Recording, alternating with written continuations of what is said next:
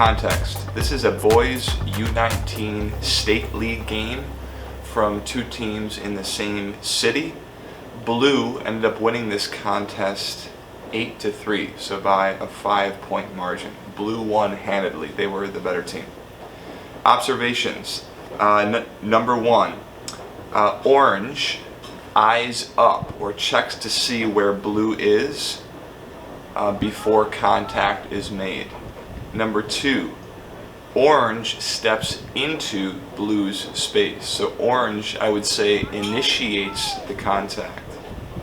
Point number three, and you might have to pause the video to see this or watch it in slow-mo, but at the point when orange initiates contact, the ball is still up in the air, but the ball is too far away for either player to jump up and make contact. In other words, when orange initiates contact with blue, the ball is not within playing distance of either player. Point number four, the AR raises his flag for a foul. And point number five, the referee overrules the AR and says, no foul, continue, keep going, keep playing, clean, whatever, right? They give the players some indication that I'm not going to call this, I'm not going to stop play.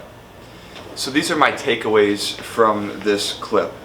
Number one, I think in general you want to trust your AR.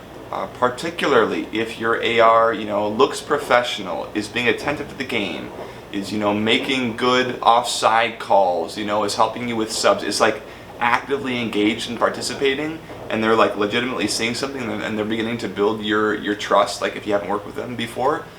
I mean, they have no reason to lie. Like if it's borderline and your referee's flag is going up, in general, just trust them, right? I think you're going to get yourself into more of a sticky situation if you don't trust them than if you do. Okay, so as a general rule, I would lean towards the default, trusting your AR. If the flag goes up, go with him or her. Takeaway number two is the best position to see shoulder-to-shoulder contact, in my opinion, is not when you have a lateral view. So here's player one, here's player two. Player one, you guys can't even see back here because he's blocked by player two. So if you're looking at the play from the side and there's shoulder contact here, right, you can't see how much player one and player two are going into one another because you're looking through player two. Now if we flip this, and we go like this, and here's player one, here's player two, if player one goes boom and smashes into player two, you can see how much he's going into player two because you have this head-on view, either watching from the front or watching from the back, okay? So in this situation, the best viewpoint is going to be a head-on view, not a lateral view, okay? Now finally, the last thing I want to say is I was indecisive. I was waffling on whether or not I thought this was a foul.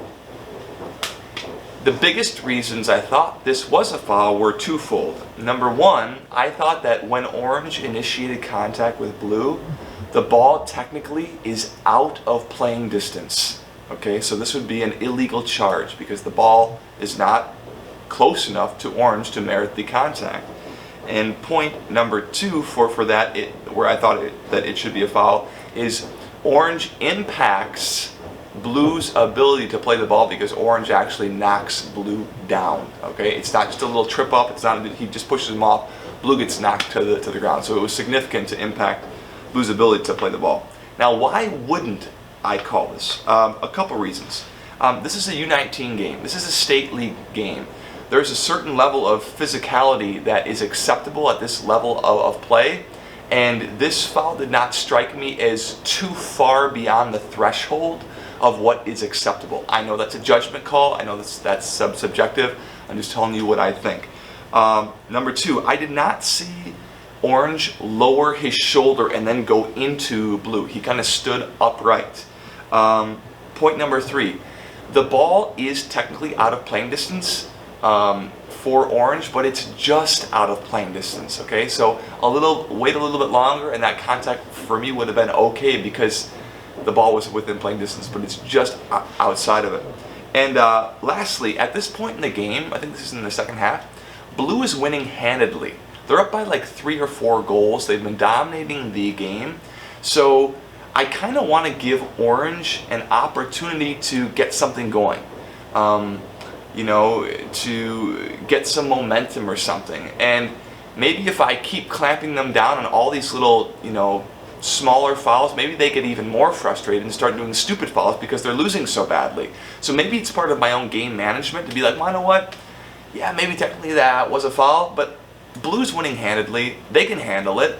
No one's on the ground crying or bleeding out. I'm going to let this go and, you know, give orange some encouragement by my no call, and we'll see what happens.